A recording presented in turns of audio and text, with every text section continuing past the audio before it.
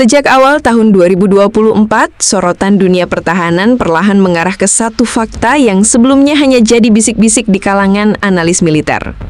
Indonesia mulai menunjukkan ketertarikan terhadap sistem rudal pesisir buatan Tiongkok, khususnya YJ-12E dan CM-302.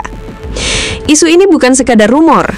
Sejumlah media pertahanan internasional seperti Asia Pacific Defense Journal dan East Asia Forum bahkan mulai mengangkat tema ini secara serius. Dalam sebuah artikel yang terbit Januari 2024, Asia Pacific Defense Journal mencatat bahwa Indonesia tengah mempertimbangkan opsi akuisisi rudal jarak jauh jenis jelajah anti kapal sebagai bagian dari strategi modernisasi alutsista.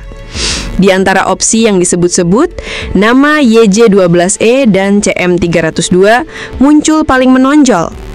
Kedua rudal ini dikenal memiliki daya jelajah tinggi, kecepatan supersonik, serta daya hancur yang bisa membuat kapal perang kelas berat sekalipun berpikir dua kali sebelum masuk ke zona tembak. Namun yang membuat semuanya menjadi menarik adalah satu kata, ketertarikan. Bukan pembelian, bukan penandatanganan kontrak, tapi ketertarikan. Dan itu sudah cukup untuk membangkitkan banyak tanya. Mulai dari bagaimana dampaknya bagi stabilitas kawasan, hingga sinyal apa yang sebenarnya ingin dikirimkan Indonesia kepada negara-negara besar di kawasan Asia Pasifik. Apa itu YJ-12E dan CM-302? Untuk publik awam, nama YJ-12E mungkin terdengar asing.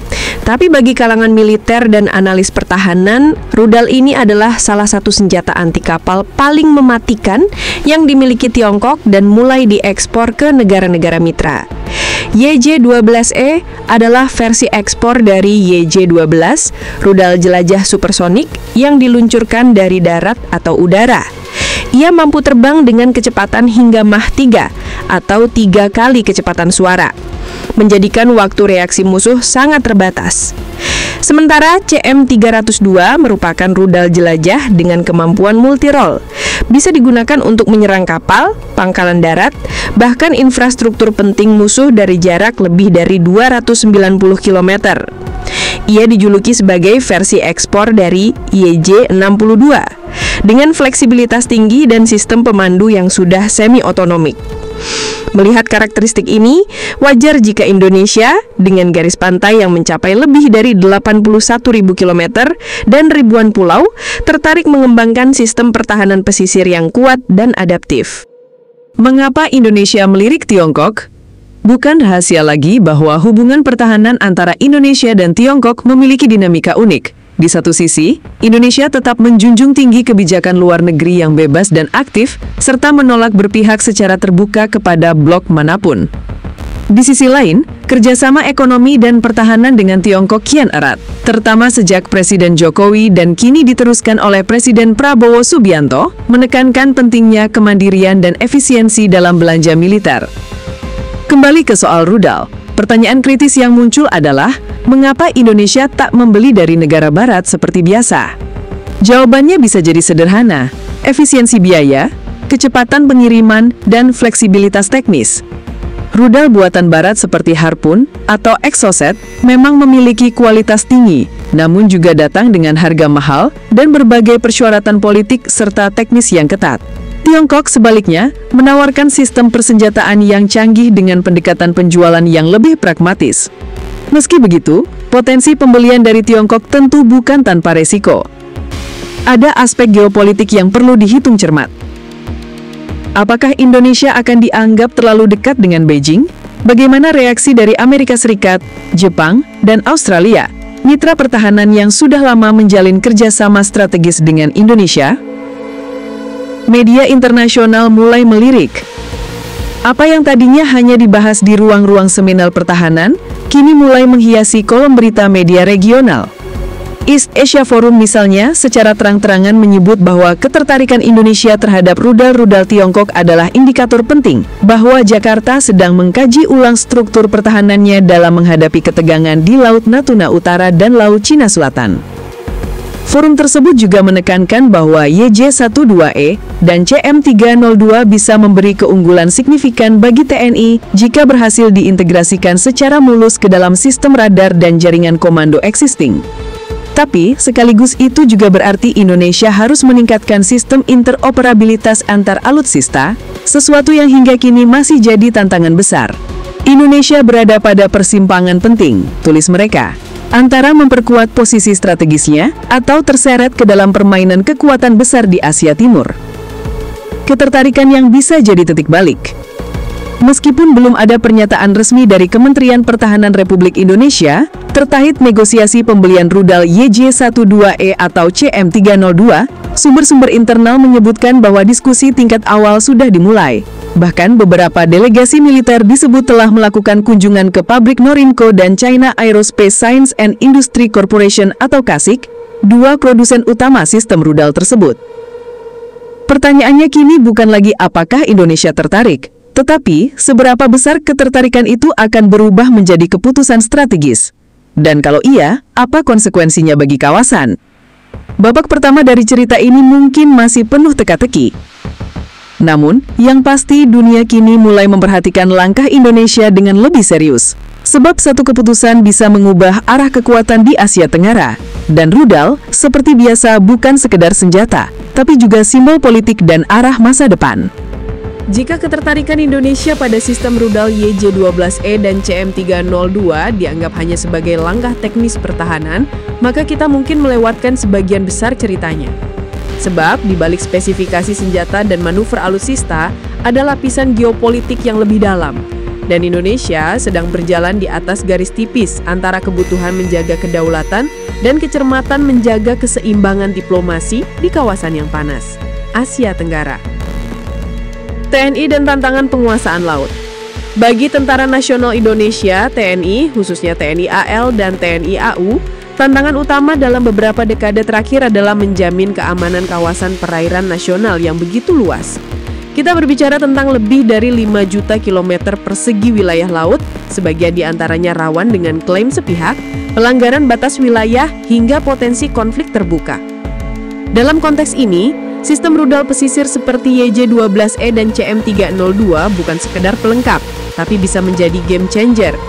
Rudal ini dirancang untuk melindungi garis pantai dari ancaman laut, sekaligus menimbulkan efek psikologis, sebuah peringatan halus bahwa Indonesia mampu memberikan perlawanan setimpal. Sumber dari lingkungan militer menyebut bahwa beberapa studi kelayakan telah dilakukan, termasuk uji simulasi integrasi rudal terhadap sistem komando TNI AL. Salah satu opsi yang sedang dipertimbangkan adalah menempatkan sistem rudal ini di pangkalan pesisir strategis seperti Natuna, Morotai, atau bahkan Biak. Titik-titik tersebut dianggap vital dalam menjaga akses masuk wilayah Indonesia dari utara, timur, dan barat. Reaksi negara tetangga dan sekutu. Langkah Indonesia melirik rudal buatan Tiongkok bukan tanpa reaksi. Beberapa diplomat dari negara-negara tetangga dilaporkan menyampaikan kekhawatiran tidak resmi atas potensi ketegangan baru yang mungkin muncul, terutama bila rudal-rudal itu akhirnya benar-benar dikerahkan di kawasan perbatasan yang sensitif. Australia misalnya telah menggelar pertemuan tertutup bersama sejumlah pejabat ASEAN untuk membahas tren penguatan militer di Asia Tenggara. Meskipun tak secara eksplisit menyinggung Indonesia, sejumlah analis membaca langkah itu sebagai bentuk sinyal. Sementara itu, Amerika Serikat tetap memantau dari dekat. Washington secara historis memiliki hubungan kerjasama militer yang cukup erat dengan Indonesia, baik melalui pelatihan, bantuan teknis, maupun penjualan senjata. Tapi jika Indonesia mulai menjalin kontrak senjata strategis dengan Tiongkok, dinamika itu tentu akan mengalami tekanan. Namun Indonesia bukan tanpa alasan. Seorang pejabat dari Kementerian Pertahanan, yang enggan disebutkan namanya, menyatakan bahwa keputusan Indonesia didasarkan pada kebutuhan taktis dan efisiensi anggaran, bukan keberpihakan ideologis. Kita tidak memilih alutsista berdasarkan siapa yang menjualnya, tapi apakah itu cocok dengan kebutuhan dan sistem kita? Dan tentu saja, soal harga dan komitmen teknologi juga jadi pertimbangan besar, ujarnya. Soal kompatibilitas sistem. Satu isu yang juga tak kalah penting adalah kompatibilitas teknologi. Indonesia saat ini mengoperasikan berbagai sistem alutsista dari beragam negara. jet tempur F-16 dari Amerika, kapal selam dari Korea Selatan dan Jerman, rudal Exocet dari Prancis, hingga sistem radar dan komunikasi dari berbagai produsen. Menambahkan rudal dari Tiongkok ke dalam campuran ini jelas bukan pekerjaan ringan. Ada tantangan teknis dalam hal integrasi sistem, mulai dari protokol komunikasi, software, hingga sistem kendali tembak. Beberapa pengamat bahkan menyebut bahwa perlu ada proyek integrasi besar-besaran jika rudal ini benar-benar dibeli. Namun Tiongkok dalam hal ini disebut telah memberikan penawaran menarik, paket kerjasama teknologi dan pelatihan, bahkan opsi untuk perakitan lokal di fasilitas pertahanan Indonesia. Ini adalah tawaran yang tidak selalu datang dari negara-negara barat. Dan inilah yang membuat para perencana pertahanan RI serius mempertimbangkan, bukan hanya soal rudalnya, tapi apa yang menyertainya, transfer teknologi, kontrol mandiri, dan kemampuan untuk tidak selalu bergantung pada pihak luar. Pandangan dari dalam negeri. Di dalam negeri, respons terhadap wacana ini cukup beragam. Beberapa pihak memandang langkah ini sebagai keputusan strategis yang progresif dan berani. Mereka menilai bahwa Indonesia perlu lepas dari ketergantungan pada satu poros alutsista tertentu dan mulai bermain lebih fleksibel di level global. Namun ada juga suara kritis. Beberapa anggota DPR RI menyuarakan kehati-hatian. Mereka mengingatkan bahwa kerjasama pertahanan, apalagi yang melibatkan senjata strategis seperti rudal, harus dibarengi dengan kajian menyeluruh dan transparansi publik. Di media sosial, perdebatan semakin ramai.